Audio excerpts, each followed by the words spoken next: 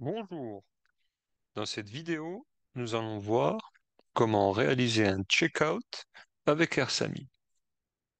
Donc pour cela, vous devez sur la tablette aller à Programmation, Checkout. Comme vous le voyez ici, le champ qui clignote est le champ du conducteur. Donc au niveau de l'application AirSami du conducteur, le conducteur doit sélectionner la feuille de temps et doit cliquer sur Checkout. Automatiquement, son QR apparaît et c'est donc ce QR code qu'il faut scanner. Quand vous le scannez, automatiquement apparaissent les informations concernant le conducteur, le véhicule qu'il a utilisé et le téléphone principal qu'il a utilisé.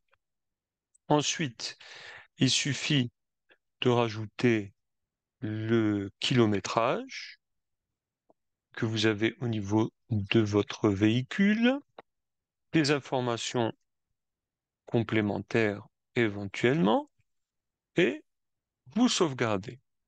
À partir de là, donc, vous arrivez à la page d'inspection du véhicule.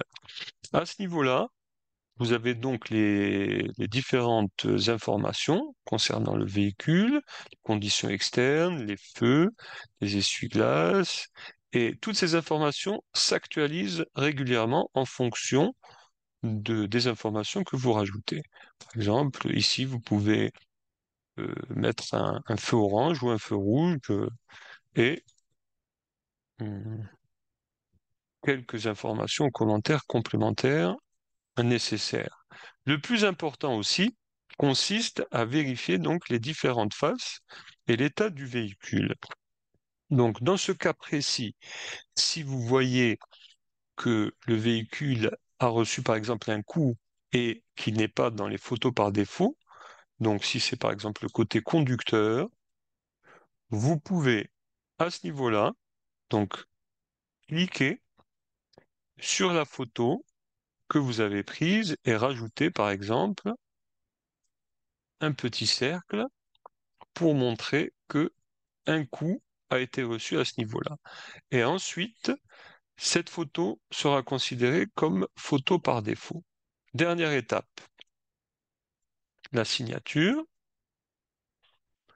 du conducteur, confirmer la signature de l'inspecteur et du conducteur, et vous sauvegardez. Comme vous voyez ici, la photo qui a été prise aujourd'hui va être maintenant la photo par défaut et on en tiendra compte lors du jour suivant.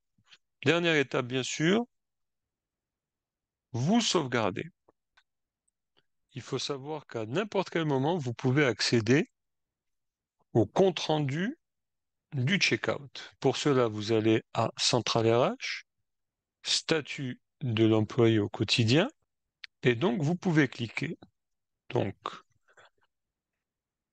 pour notre cas précis, nous accédons donc aujourd'hui au rapport du checkout.